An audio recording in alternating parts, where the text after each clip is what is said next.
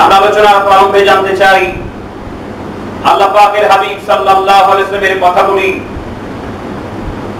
এগুলি উম্মত হিসেবে আমাদের মানার প্রয়োজন আছে না নাই? আছে।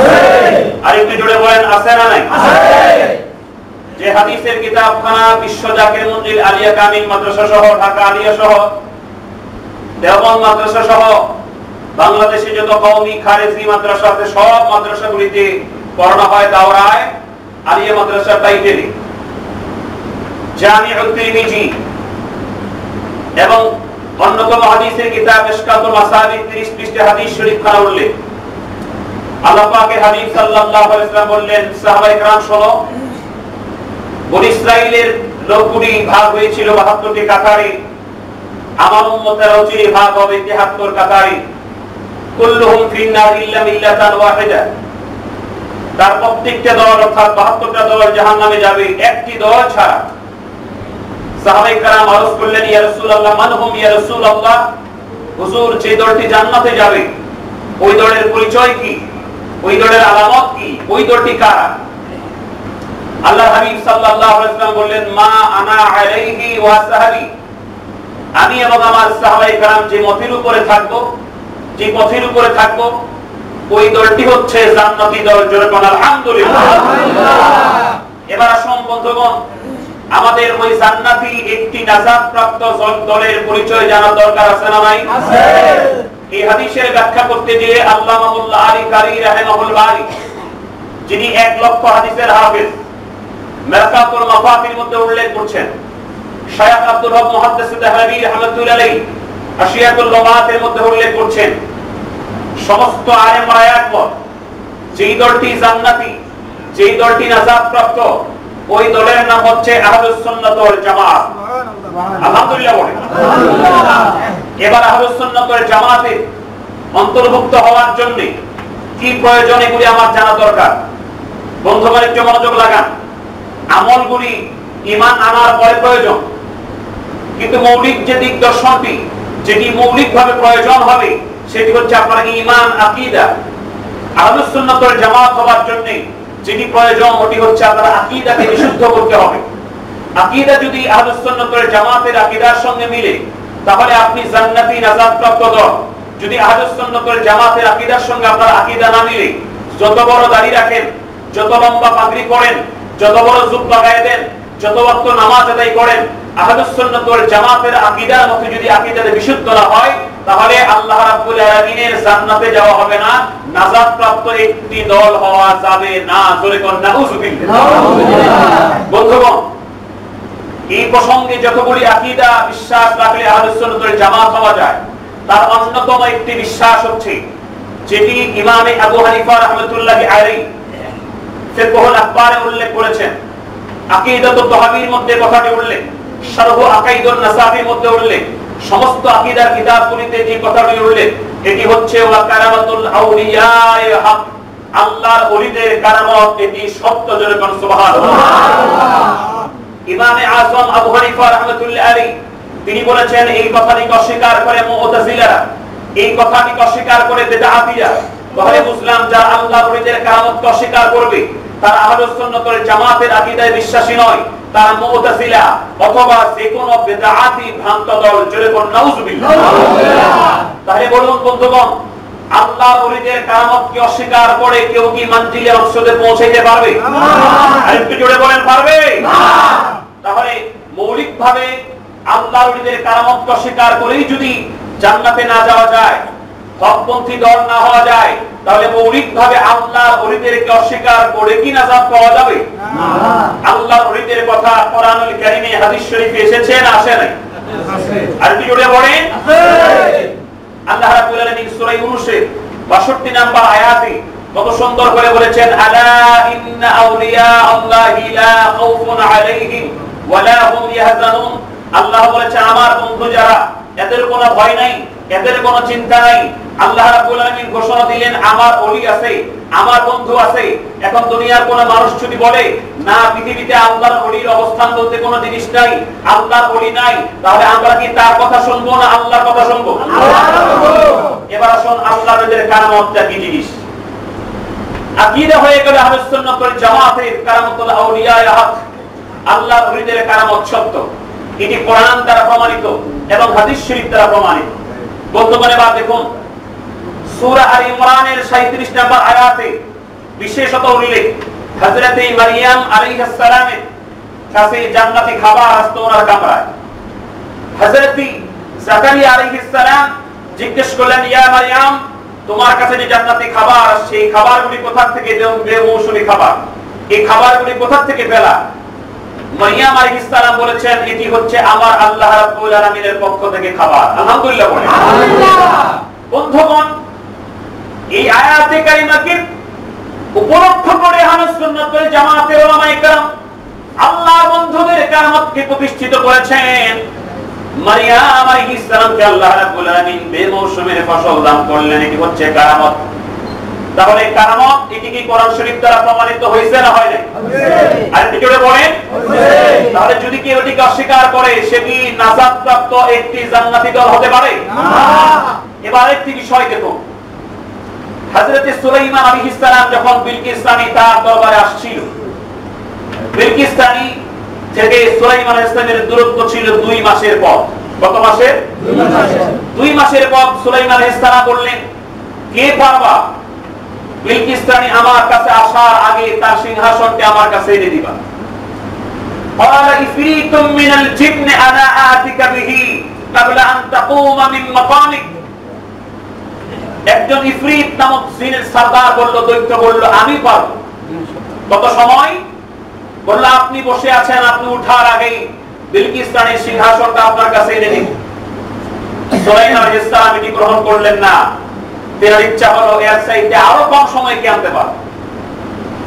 আল্লাহর কোরআন বলছেন সূরা নম্বরের 40 নম্বর আয়াতে আল্লাহ পাক বলেছেন, ওয়াকালাল্লাযী ইনদাহু ইলমুন মিনাল কিতাবি আনা আতীকা বিহি ক্বাবলা আন ইয়ারতাদ্দা ইলাইকা তারফুক। আল্লাহ নবী সুলাইমান আলাইহিস সালামের একজন অনুচর সাহাবী উযীব আসিফ বিন বাখিয়া বললেন, যার কাছে কিতাবের জ্ঞান ছিল, তিনি বললেন, আমি বিলকিস রানীর সিংহাসনটি আপনার কাছে এনে দেব। কত সময়? তিনি বলে দিলেন, ক্বাবলা আন ইয়ারতাদ্দা ইলাইকা তারফুক, আপনি চোখের পলকটি ফেলবেন। আপনার চোখের পলকটি ফেলবার আগে 2 মাসের পথের দূরত্ব থেকে বিলকিস রানীর সিংহাসনটি আমি আপনার কদমে হাজির করে দিতে পারি। তবে এখানে কি বোঝা যায়? জিনের পাওয়ার বেশি না আল্লাহর ওলিদের পাওয়ার বেশি? আর কি করে বলেন? অনেকে তো আত্মশীল হুজুর বিশ্ব জাকের মঞ্জিলে যত খেলা খেলে সব জিনের কারবার। আমাদের কথা হচ্ছে একজন জিনের ক্ষমতার প্রতি ওয়াহাবিদের বিশ্বাস আসলো। আল্লাহ প্রদত্ত ক্ষমতা কোরআনুল কারীমের ভিতরে আল্লাহর ওলিদের পাওয়ার হলো জিনের চাইতে আরো বেশি। জিনের ক্ষমতার প্রতি তাদের বিশ্বাস আসলো, আল্লাহ প্রদত্ত ক্ষমতায় আল্লাহর ওলিদের ক্ষমতার প্রতি তাদের বিশ্বাস আসলো না। তাহলে কি আমরা তাদেরকে পরিপূর্ণ ঈমানদার বলতে পারি না? আর এটি করে বলতে পারি না? তাহলে আমরা বলবো যারা বলে আত্মশী বিশ্ব জাকের মঞ্জিলে জিন দিয়া সব করে, বাংলাদেশে বিশেষ করে ওয়াহাবি মৌলবীরা জিন তার হতে ভারতবন্দী। এত ফতোয়া না দিয়ে আপনারা আত্মশী থেকে সব জিন তারাই নিয়ে যান, তাহলে আর আত্মশী লোক আসবে না। কি বলেন আপনারা? কিন্তু আমার পীর কেবলা বলেছেন, বাবা এই দরবারের মালিক হলো স্বয়ং আল্লাহ রাব্বুল আলামিন। এই দরবার কেমনে থাকবে, এই দরবার কেমনে চলবে? বাবা এই দরবারে মেহমান আসার আগে, বাবা এই দরবারে মানুষ, নতুন মানুষ আসার আগে এখানে মেহমান আসবে। বাবা এই দরবারে মেহমান আসার আগে মেহমানদারি খাবার পাঠায় দেন স্বয়ং আল্লাহ রাব্বুল আলামিন। বন্ধুগণ, এই দরবার শরীফকে ফতোয়া দিয়ে, জিনের অজুহাত দিয়ে, বেদাতি ভণ্ডামি বলে বন্ধ করে দেওয়া যাবে না, যাবে না এবং যাবে না। যেহেতু আমার পীর কেবলা বলেছেন এই দরবারের মালিক স্বয়ং আল্লাহ রাব্বুল আলামিন। তাহলে দেখুন, জিনের চাইতে আসিফ বিন বাখিয়া সুলাইমান আলাইহিস সালামের উম্মতের পাওয়ার অনেক বেশি। বন্ধুগণ, এবার লক্ষ্য করুন, আমাকে এক সময় শিবিরের কিছু ভাইরা এবং হেফাজত ইসলামের কিছু ভাইরা আমার এলাকায় প্রশ্ন করলো যে, মুফতি সাহেব, এই যে আপনারা ওলি আল্লাহর কারামতের কথা বলেন, এটি কি আসলে সত্য? আমি বললাম, হ্যাঁ সত্য।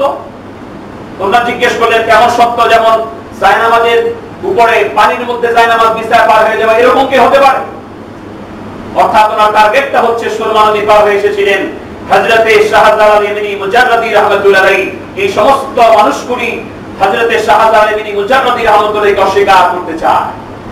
দেখুন, আমি বললাম শুধু জায়নামাজ বিছায়া নদী পার হওয়া নয়, শত শত মাইল দূর থেকে মানুষকে জিহাদের ময়দানে সৈনিকদেরকে পরিচালনা করবার ক্ষমতা আল্লাহ রাব্বুল আলামিন তার বন্ধুদেরকে দান করে দেন। সুবহানাল্লাহ।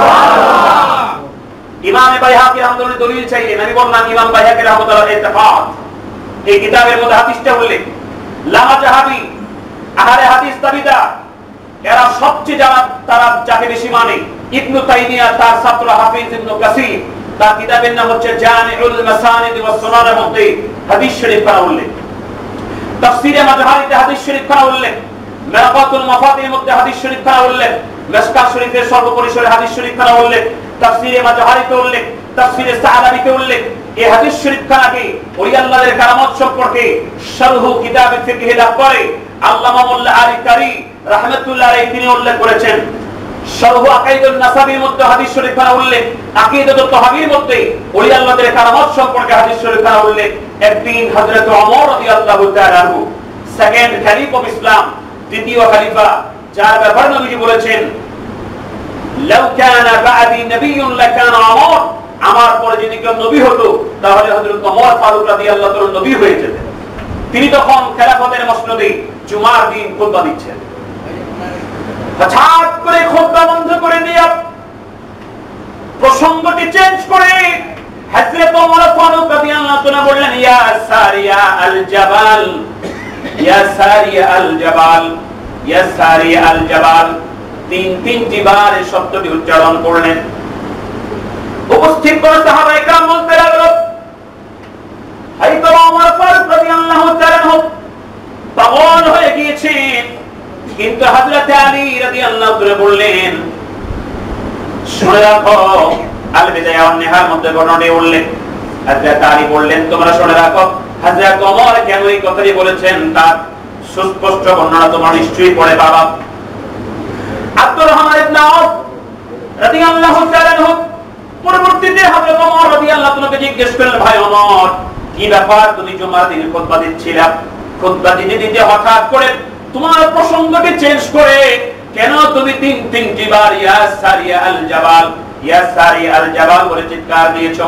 হযরত ওমর ফারুক রাদিয়াল্লাহু তাআলা বললেন, তোমরা কি জানো না নাহারাবান্দে আমি একদল সৈন্য প্রেরণ করেছিলাম। ওই নাহারাবান্দে ওই সময় জুমার দিন যুদ্ধ চলছিল, সারিয়া সেখানে সেনাপতি দায়িত্ব পালন করছিলেন। আমি দেখলাম ডান দিক এবং বাম দিক থেকে শত্রু সৈন্যরা তাদের উপর আক্রমণ করতেছেন। এভাবে যদি যুদ্ধ তারা পরিচালনা করে নিশ্চয়ই তারা পরাজয় বরণ করবে। আমি ওদেরকে সতর্ক করে দিয়ে বললাম যে তোমরা একটু পাহাড়ের দিকে লক্ষ্য করো, পাহাড়ের দিকে লক্ষ্য করো, তাদেরকে দিক নির্দেশনা দিয়ে দিলাম। বন্ধুগণ, ইতিহাস প্রমাণ করে ওই সময় মদিনা শরীফ থেকে নাহারাওয়ান্দের দূরত্ব ছিল 900 মাইল। 900 মাইল দূরত্ব থেকে হযরত ওমর রাদিয়াল্লাহু তাআলা সতর্ক করে দিলেন। যুদ্ধে সৈন্যরা বিজয়ী হয়ে গেল। একটি মাস পরে ওই যুদ্ধের সৈন্যগণ ফিরে আসলেন।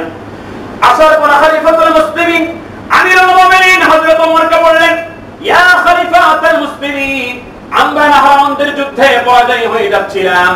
আমাদের দুই দিক থেকে যখন শত্রু সৈন্য আক্রমণ করছিল, আমরা হঠাৎ করে যখন পরাজয় নিশ্চিত জেনে নিলাম, আমরা হঠাৎ করে একজন আওয়াজকারীর আওয়াজ শুনতে পেলাম, ইয়া সারিয়া আল জাবাল, আল জাবাল, তোমরা পাহাড়ের দিকে লক্ষ্য করো। তখন আমরা পাহাড়ের দিকে লক্ষ্য করলাম। আমরা তখন পাহাড়কে পিছনে রেখে সৈন্যদেরকে যখন আক্রমণ করলাম, আমার আল্লাহ রাব্বুল আলামিন আমাদেরকে নিশ্চিত বিজয় দান করেছে। তাহলে বন্ধুগণ, আল্লাহ প্রদত্ত ক্ষমতায় আল্লাহর বন্ধুগণ, নবীদের মর্যাদা তো অনেক দূরে। নবীদের উম্মতগণ 900 মাইল দূরে থেকে জিহাদের ময়দানে সৈন্যদেরকে পরিচালনা করার ক্ষমতা রাখেন কিনা? এই ক্ষমতা তাদেরকে দান করেছেন কে? আল্লাহ। আর এটা বলা কে বলেছেন? আল্লাহ। বন্ধুগণ, এই ক্ষমতার বলে হযরত ওমর রাদিয়াল্লাহু তাআলা 900 মাইল দূরত্ব থেকে জিহাদের ময়দানে সৈন্যদেরকে সতর্ক করলেন। আর নবুয়তের যে ক্ষমতাটার নাম হলো মুজিজা, ওই ক্ষমতা বলে রাহমাতুল লিল আলামিন সাল্লাল্লাহু আলাইহি ওয়াসাল্লাম দুনিয়া থেকে আঙ্গুল উঁচা করেছেন, আঙ্গুলের ইশারায় আকাশের চাঁদ দুই টুকরা হয়ে গিয়েছে। বন্ধুগণ, ওই বেলা ওই ক্ষমতা যখন আল্লাহর নবীর কাছে আসলো, বেড়াইতে বাবা আসলো, ওই ক্ষমতা পাওয়ার পরে হযরত খাজা মাইনুদ্দিন চিশতি আসমানী সানজারি রাহমাতুল্লাহ আলাইহি ওনার খাদেম একটি লোটার ভিতরে সাগরের সব পানি থেকে একত্র করে ফেললেন। বন্ধুগণ, ওই ক্ষমতা আল্লাহর বন্দর ভিতরে যখন চলে আসলো, হযরত শাহজালাল মিনি মুজাদ্দিদি রাহমাতুল্লাহ আলাইহি সাইনামাত বিছাইয়া সুরমা নদী পার হয়ে গেলেন। খাজায়ে রহমত, খাজায়ে পুরে আমাদের দাদু পীর দস্তগীর ওই ক্ষমতা তার ভিতরে যখন চলে আসলো, তিনি আফ্রিকার জঙ্গলে তার মুরিদ যখন বিপদে পড়ে গেল, মানুষকে গাছের পাপড়ে পড়ে গেল, খাজায়ে রহমত আমাদের দাদা পীর খাজায়ে রহমত খাজায়ে নায়েবপুর রহমাতুল্লাহ আনায়েত করেন জমিন থেকে তার মুরিদদেরকে সাহায্য করেছেন। জোরে কোন সুবহানাল্লাহ। ওই ক্ষমতা আমার হুজুর কেবলাদেরকে আল্লাহ পাক দান করেছেন। ওই ক্ষমতা বলে আমার হুজুর কেবলাদের তাওজ্জু শক্তি এত বেশি চলে যায়, আমার মনে পড়ে যায় আমার এলাকা ঠাকুরগাঁ জেলা এক জাকির বিশ্ব জাকির মঞ্জিল দরবার শরীফ থেকে চলে যাচ্ছেন বাড়ির দিকে, হঠাৎ করে ডাকাত আক্রমণ করলো। ডাকাত যখন সামনে আক্রমণ করেছে, গাড়ির সামনে ডাকাতরা ব্যারিকেড দিয়ে দিয়েছে। তখন ওই মুহূর্তে জাকির ভাই মনে মনে রব্বুল আলামিন, আমরা মহামারীর কদম থেকে বাড়ির দিকে রওনা হয়ে গেলাম, আমরা এই মুহূর্তে যদি বিপদে পড়ে যাই, ও রব্বুল আলামিন ব্যাপারটা কেমন হবে? আমার মহাওলি বিশ্বরি খাজা বাবা ফরিদপুরি কেবলাজান হুজুরের শান মানের দিকে তাকায় আমি নালিশটা যখন পেশ করলাম, তিনি বলেন, হঠাৎ করে শুনতে পেলাম আমাকে ডাক দিয়ে বলা হলো, ইয়া বাবা দাউদ, তোমরা গাড়ি থেকে নেমে যাও, চিন্তা করো না, চিন্তা করো না, গাড়ি থেকে নেমে যাও, তাকবীর ধরে উচ্চারণ করো, আমার আল্লাহ রাব্বুল আলামিন তোমাদের এই বিপদগুলি দূর করে দিবেন। আমি স্পষ্ট আকারে শুনতে পেলাম আমার পীর কেবলাজান জমানার মুজাদ্দিদ বিশ্বওলি খাজা বাবা শাহ সুফি আল্লামা মাওলানা ফরিদপুরি কেবলাজান হুজুরের কণ্ঠস্বর চিনতে আমার ভুল হলো না। আমি স্পষ্ট আকারে শুনতে পেলাম আমার পীর কেবলাজান হুজুর খাজা বাবা ফরিদপুরি তিনি ওফাত হওয়ার পরের ঘটনা এটি। উনি আমার হুজুর কেবলাজান ওফাত শরীফ হওয়ার পরেও তার মুরিদানদেরকে এইভাবে আল্লাহ প্রদত্ত ক্ষমতায় সাহায্য করেছেন। আল্লাহর বন্ধুদেরকে কারামত আল্লাহ রাব্বুল আলামিন দান করে দেন। এবার দেখুন, কোন এক বক্তা বলেছে যে পীরেরা যা কিছু দেখায় সব ভণ্ডামি এবং বেদাত এবং সব শিরক। সে বলল যে কোন পীর জায়নামাজের উপর দিয়ে নদী পার হয়ে গেল, বিশ্বাস করে নিলেন, 10 বছর 5 বছর এক ধ্যানে কাটাই দিল, বিশ্বাস করে নিলেন। আপনার কি কোনো কমন সেন্স নেই? এভাবে বলে কুষ্টিয়ার দিকবাড়ি, সে বলে আপনার কমন সেন্স নেই, বিশ্বাস করে নিলেন। বন্ধুগণ, আল্লাহর নবীদের কারামত কি, নবীদের মুজিজাকে, এটাকে কি কমন সেন্স দিয়ে বুঝতে হয় না ঈমান দিয়ে বুঝতে হয়? ঈমান দিয়ে। এটাকে কমন সেন্স দিয়ে বুঝতে হয় না, এটাকে বুঝতে হয় ঈমান দিয়া। মৌলভী, তুমি যদি তোমার কমন সেন্স দিয়ে বুঝতে চাও, তাহলে আমাদের কথা হলো আল্লাহ পাকের হাবিব সাল্লাল্লাহু আলাইহি ওয়াসাল্লাম জমিন থেকে আঙ্গুল উঁচা করেছেন, আঙ্গুল চলে গিয়েছে আসমানে, চাঁদ টুকরা হয়ে গেছে। হযরত মুজাদ্দিদ আল-ফিসানি রাদিয়াল্লাহু তাআলা আনহু তিনার আঙ্গুলের ইশারায় এবং তিনার ইশারায় ময়লা পর্যন্ত স্বর্ণে পরিণত হয়ে গেছে। খাজা মাইনুদ্দিন চিশতি আজমিরি সানজারি রাহমাতুল্লাহ উনার লোটার মধ্যে আশা করে সব পানি চলে এসেছে। বেলায়েতের সমস্ত ক্ষমতা যদি বিশ্বাস না করতে চাও, তাহলে আমার প্রশ্ন, রাহমাতুল্লাহ আলাইহি যখন দুনিয়া থেকে আঙ্গুল উঁচা করলেন, চাঁদে আঙ্গুল চলে গেল, চাঁদ দ্বিটুকরা হয়ে গেল, তুমি কোন কমন সেন্স দিয়ে বিশ্বাস করবা? এখানে কমন সেন্স খাটাতে যেও না, এখানে ঈমান খাটাও। যদি ঈমান খাটায় বিশ্বাস না করতে পারো, তুমি কমন সেন্স খাটাইতে যায় ননসেন্স হয়ে যাইবা। ঠিক, এগুলি ননসেন্সের কথাবার্তা। বন্ধু মনে রাখবে, লক্ষ্য করুন, লামা জাহাবি যারা আহলে হাদিস যারা পড়ে, যার তাফসীরে কিতাব, তাফসীর গ্রুপে না পড়লে এদেশের মুফাসসিররা মুফাসসির হয় না। ওই তাফসীর কিতাবের নাম হচ্ছে তাফসীরুল কুরআনিল আযীম, যিনি সংক্ষিপ্ত নাম হচ্ছে তাফসীর ইবনে কাসীর। আল্লামা হাফিজ ইবনে কাসীর, যিনি হচ্ছে ইবনে তাইমিয়ার ছাত্র। ইবনে তাইমিয়া হচ্ছে বর্তমান লামা জাহাবিদের সবচেয়ে বড় গুরু, অন্যতম ইবনে তাইমিয়া।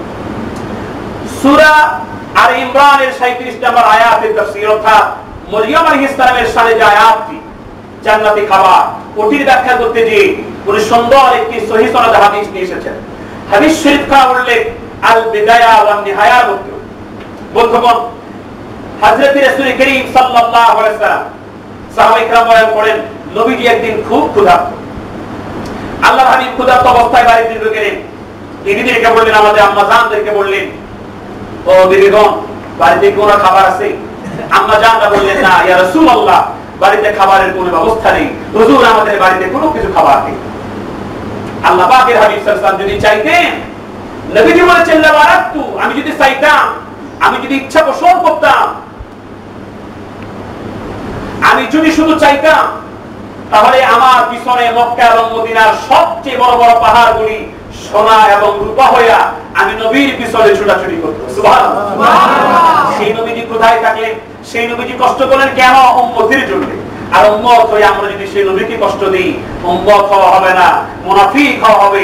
বন্ধুগণ, আমরা আল্লাহর হাবিবকে জীবন দিয়ে যেন বেশি ভালোবাসতে পারি। আল্লাহ রাব্বুল আলামিন যেন তৌফিক দান করেন সকলকে, আমিন। আমিন।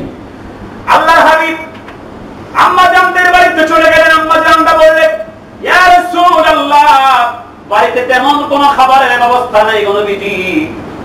রাহমাতুল্লাহ আলাইহি চলে গেলেন ফাতেমা রাদিয়াল্লাহু তাআলা আনহার বাড়িতে, যে বললেন, ও মেয়ে আমার ফাতেমা, আমি ক্ষুধার্ত, খুব ক্ষুধা পেয়েছে, আমার কোনো খাবারের ব্যবস্থা আছে নাকি? ফাতেমা তো জোহরা বললেন, ইয়া রাসূলুল্লাহ, ইয়া হাবিবাল্লাহ, হুজুর আমার বাবা আমার আপনার জন্য কুরবান হোক। তাকেই বলছেন হুজুর আমার বাবা আপনার জন্য কুরবান হোক।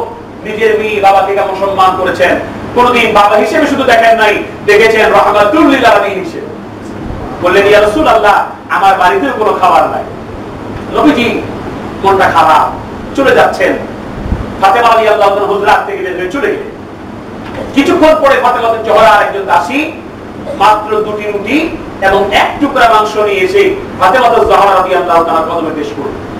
ফাতেমা রাদিয়াল্লাহু তাআলা বললেন মনে মনে যে আমিও অভুক্ত, আমার স্বামী হযরত আলী অভুক্ত, আমার সন্তান হযরত হাসান রাদিয়াল্লাহু তাআলা অভুক্ত, আমার সন্তান হযরত ইমাম হুসাইন অভুক্ত, কিন্তু আমরা খাবো না।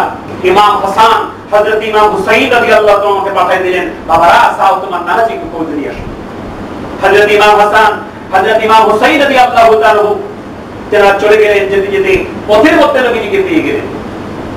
বললেন, আজান, আমাদের আম্মা আপনাকে খবর দিয়েছেন। নবীজি আবার ব্যাক করলেন, বললেন, মা ফাতেমা, তুমি আমাকে খবর দিয়েছো? যে হুজুর খবর দিয়েছি, আমার কাছে কিছু খাবার এসেছে। আল্লাহর হাবিব রাহমাতুল লিল আলামিনকে বসতে দিয়া ফাতেমা জোহরা রাদিয়াল্লাহু তাআলা চলে গেলেন ঢেকে রাখা খাবার তার কাছে। তাফসীরুল কোরআনিল আযীম প্রমাণ করে, আল বিদায়া ওয়ান নিহায়া প্রমাণ করে, হযরতে ফাতেমা জোহরা বলেন, আমি নজর করে দেখলাম সেখানে রুটি ছিল মাত্র 2টা আর মাংস ছিল মাত্র 1 টুকরা। আমি নজর করে দেখলাম পুরা পাত্রটি রুটি এবং মাংস দ্বারা ভরে গেছে। সঙ্গে সঙ্গে আমি আল্লাহর প্রশংসা করলাম,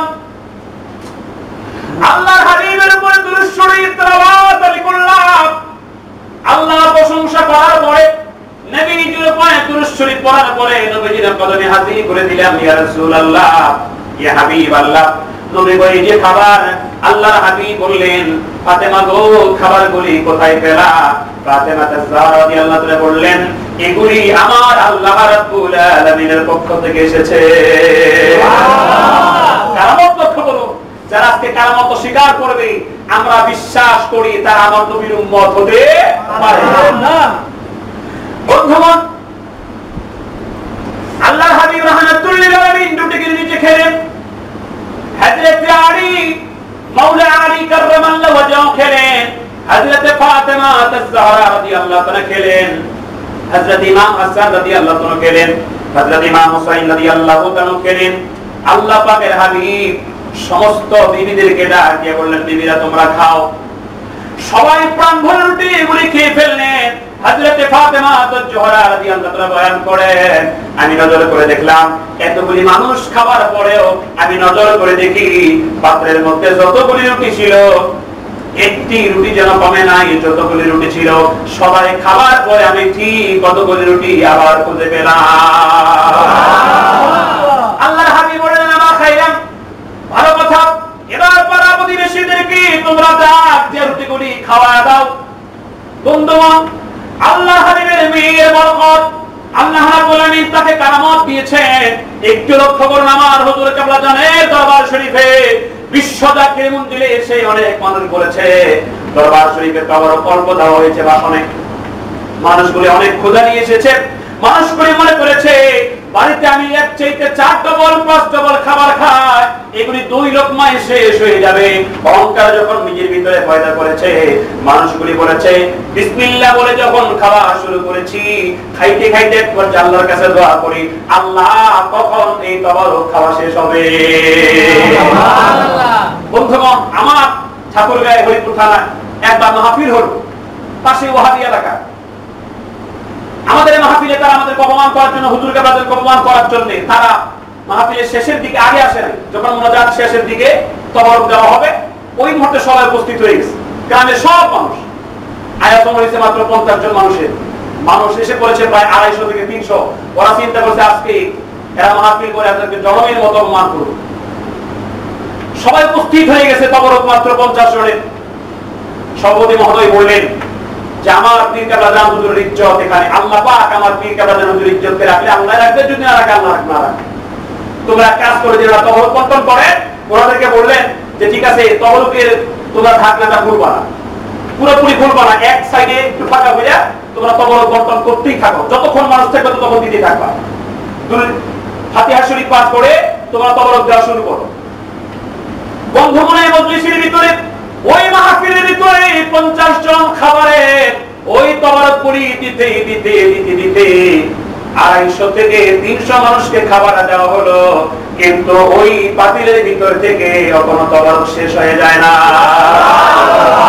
বন্ধুগণ, তাহলে আল্লাহ রাব্বুল আলামিনের ওলিদের কারামত আছে না? আছে। আর একটু জোরে বলুন, আছে না নাই? আছে। আল্লাহর ওলিদের কারামত সত্য, এটি হচ্ছে আহলুস সুন্নাত ওয়াল জামাতের আকীদা। এই আকীদায় যদি বিশ্বাসী না হয়, সে কোনদিন আল্লাহ রাব্বুল আলামিনের পক্ষ থেকে নাজাত প্রাপ্ত একটি জামাত আহলুস সুন্নাত ওয়াল জামাতের অন্তর্ভুক্ত হতে পারে না, পারে না এবং পারে না। তাহলে আল্লাহর ওলিদের মানার দরকার আছে না? আছে। আমরা মহাদেশে ইসলাম পেয়েছি আল্লাহর ওলিদের মাধ্যমে, এই কথা কি সত্য না মিথ্যা? সত্য। এদেশে ইসলাম এসেছে পীর মাশায়েখদের মাধ্যমে। অতএব আমাদের আহ্বান, এই বাংলার জমিনে যদি ইসলামের কথা বলতে হয়, যদি দাওয়াত দিতে হয়, যদি তাবলীগ করতে হয়, ইসলামের রাজনীতি করতে হয়, তাহলে আল্লাহর ওলিদের কদমে এসে ইসলামের কথা বলতে হবে। আল্লাহর ওলিদের মত এবং পথের মধ্যে এসেই ইসলামের দাওয়াত দিতে হবে। আল্লাহর ওলিদের মত এবং পথের মধ্যে এসেই ইসলামের রাজনীতি করতে হবে। যদি ইসলামের কথা বলে, দাওয়াত ও তাবলীগের কাজ করে, যদি ইসলামের রাজনীতি করে আর বলে পীর ফকির মানি না, ওলি আল্লাহ মানি না, আমরা বলবো তাদের মতো ধোঁকাবাজ আর একটাও নাই। সিরনি খাইনি কার তারা মোল্লা চিনলি না। উপমহাদেশে যদি ইসলাম মানতে যায়, ওলি আল্লাহ স্বীকার করো, পীর মুর্শিদ অস্বীকার করো, তোমরা প্রয়োজন হলে বাংলাদেশ ছেড়ে বঙ্গোপসাগরে ঝাঁপ দিয়ে পড়ো, অ্যান্টার্কটিকা মহাদেশে চলে যাও, ওখানে পীর ফকির নাই, ওলি আল্লাহ করে না, ওখানে ইসলাম প্রচার করো। বন্ধুগণ, তাহলে এই দেশে ইসলাম প্রচার করতে গেলে, সত্য তরিকার কথা বলতে গেলে, সত্য ইসলামের কথা বলতে গেলে আল্লাহর ওলিদের কদমে এসেই বলতে হবে। এই কথা যখন আল্লাহর ওলির প্রয়োজনীয়তা যখন অনুভব করেছেন, একটু একটা তথ্য দিয়ে দিই। তাবলীগ জামাতের প্রতিষ্ঠাতা ইলিয়াস মাওদী সাহেব যখন বুঝলেন আমি যা ইলম অর্জন করেছি এই ইলমের শেষ নয়, আমার একজন হক্কানি আল্লাহর ওলির প্রয়োজন, একজন পীরে কামেলের প্রয়োজন, একজন পীরের কাছে মুরিদ হওয়া দরকার, তখন তাবলীগ জামাতের প্রতিষ্ঠাতা ইলিয়াস মাওদী সাহেব যায় মুরিদ হলো রশিদ আহমদ গাঙ্গুহি সাহেবের কাছে। তারা এখন যদি তাবলীগ জামাত করে কয় না, কোনো পীর ফকির মানা যাবে না, আমরা বলবো 1 নম্বরে তাবলীগ জামাত ছাড়তে হবে, যেহেতু তাবলীগ জামাতের প্রতিষ্ঠাতাই পীরের কাছে মুরিদ হয়েছে। এবার দেখুন বাংলার জমিনে কোন ইমাম সাহেব যদি কওমিপন্থী ইমাম সাহেব বলে যে না, কোনো পীর ফকির মানা যাবে না, ওলি আল্লাহ মানা যাবে না, পীরের কাছে মুরিদ হওয়া যাবে না, আমি বলি দাদু, আপনি মিম্বারের মধ্যে দাঁড়িয়ে যে খুতবার কিতাবটি তেলাওয়াত করেন, খুতবাতুল আহকাম, এর লেখক আশরাফে আলী থানভী, সে যখন ইলমে দ্বীন অর্জন করলো, শরীয়তের ইলম অর্জন করার পাশাপাশি ও প্রয়োজনীয়তা অনুভব করলো আমার ইসলাহাতের প্রয়োজন, আমার আধ্যাত্মিক ইলমের প্রয়োজন, সে তখন মুরিদ হলো হযরতে হাজী ইমদাদুল্লাহ মুহাদ্দির মাক্কি রাহমাতুল্লাহর কাছে। তাহলে আপনি যদি বলেন যে আমি ওই খুতবা তেলাওয়াত করব, পীর ফকির মানবো না, ওলি আল্লাহর প্রয়োজন নাই, আমি 1 নম্বরে বলবো হাতের খুতবাটি ফেলে দেন, কারণ এই খুতবার লেখক এই পীরের কাছে মুরিদ হয়েছে। এবার দেখুন, কোন মাদ্রাসায় পড়েন, দেওবন্দ মাদ্রাসায় পড়েন, যদি বলেন পীর ফকির দরকার নাই, দেওবন্দ মাদ্রাসার 6 জন প্রতিষ্ঠাতা, শীর্ষস্থানীয় প্রতিষ্ঠাতা হচ্ছে আবুল কাসেম নানুতুবি সাহেব, তিনি মুরিদ হয়েছেন হযরতে হাজী ইমদাদুল্লাহ মুহাজির মাক্কি রাহমাতুল্লাহর কাছে যদি বলেন যে না আমি কওমি মাদ্রাসায় পড়ি, দেওবন্দি মাদ্রাসায় পড়ি, পীর ফকিরের কাছে যাওয়া যাবে না, কোন ওলি আল্লাহ মানা যাবে না, তাহলে আমি বলি তাহলে দেওবন্দ মাদ্রাসা ছাড়তে হবে, কারণ দেওবন্দ মাদ্রাসার প্রতিষ্ঠাতাই পীরের কাছে মুরিদ হয়েছে। এবং লক্ষ্য করুন, হেফাজতুল ইসলামের কোন পন্থী ভাই যদি বলেন না পীর ফকিরের দরকার নেই, তাহলে হেফাজতের আমির আহমদ শফির নামের আগে কেন পীরে কামেল লেখা? দেখুন, জোনপুর সিলসিলার কোন মানুষ যদি বলেন যে না পীরের দরকার নাই, আমি বলি কারামতুল জোনপুরি তিনি মুরিদ হয়েছেন সৈয়দ আহমদ বেরলভী রহমাতুল্লাহর কাছে, তাহলে তিনি যদি মুরিদ হতে পারেন, ওই সিলসিলার যত মানুষ আছে ওদের মুরিদ হওয়ার দরকার আছে না নাই? আছে। সারসিনা এবং ফুরফুরা পন্থী যারা আছেন একটু মনোযোগ লাগান। সারসিনার পূর্ব হচ্ছে ফুরফুরা শরীফ, ফুরফুরার হযরত আবু বকর সিদ্দিকী রাহমাতুল্লাহ উনি মুরিদ হয়েছেন হযরত রাসূলুল্লাহ সাহসুফি ফতেহানি ওয়াইসি রাহমাতুল্লাহর কাছে। তাহলে ওই পন্থী যারা আছেন ওনারা যদি বলেন পীরের কাছে মুরিদ হওয়া যাবে না, তাহলে ওনাদের কথা কি মানা যাবে? না, কারণ ওনাদের প্রতিষ্ঠাতারাই তো পীরের কাছে মুরিদ হয়েছেন। এবার দেখুন, অনেক ভাইরা জামাত ইসলাম করে শিবিরের ভাইরা বলে যে না কোনো পীরের দরকার নেই, এগুলো শিরক এবং বেদাত। আমি বলি সম্মানের সঙ্গে বুঝার জন্য, ওদের সবচেয়ে বড় তাফসীর কারক ছিল দেলোয়ার হোসেন সাইদি। সে অনেক সময় ওলি আল্লাহর বিরুদ্ধাচরণ করলেও মাঝে মাঝে বলতো আমি কিন্তু হক্কানি পীরের বিরোধী নই, কারণ আমার আব্বার একজন পীর। সেই কথা বলেছে। তাহলে যদি ওদেরকে পীর মুরিদিটা পুরা বর্জন করতে হয়, তাহলে এক নম্বরে তাদের বড় তাফসীর কারক দেলোয়ার হোসেন সাইদি সাহেবকে বাতিল ঘোষণা করতে হবে, কারণ সে একজন নিজে বলেছে আমি পীরের সন্তান। তাই বন্ধুগণ, এখন লামাজহাবি ভাইরা আছে যারা পীর এবং মুর্শিদ এগুলি স্বীকার করে না, তার পীর শব্দটা ফার্সিটা মানে না, কিন্তু তারা তাদের নামের আগে শায়েখ ঠিকই লেখে। শায়েখটা আরবি, পীরটা ফার্সি। আরবি ভাষায় কোরআনুল কারীমের ভাষা হচ্ছে মুর্শিদ। আল্লাহ রাব্বুল আলামিন আমাদেরকে সঠিক বুঝ দান করেন, সকলের আমিন। আমিন। তাহলে ওলি আল্লাহদের কারামত মিথ্যা না সত্য? আর যদি বলেন মিথ্যা না সত্য? যদি অস্বীকার করে এক কথায় জাহান্নামী 72 গাদা। ঠিক। আর যদি মানে যতগুলি আহলুস সুন্নাত ওয়াল জামাতের আকীদা আছে তার মধ্যে অন্যতম হচ্ছে কারামাতুল আউলিয়া হক, ওলি আল্লাহদের কারামত সত্য, এটাকে বিশ্বাস করতেই হবে। না হলে নামাজ রোজা হজ যাকাত করে ওই একটি জান্নাতি দল হওয়া যাবে না, 72 কাতারে থেকে যাবে। আল্লাহ রাব্বুল আলামিন যেন আমাদেরকে আহলুস সুন্নাত ওয়াল জামাতের আকীদায় বিশ্বাস হওয়ার তৌফিক দান করেন, সকলের আমিন। আমিন। আল্লাহুম্মা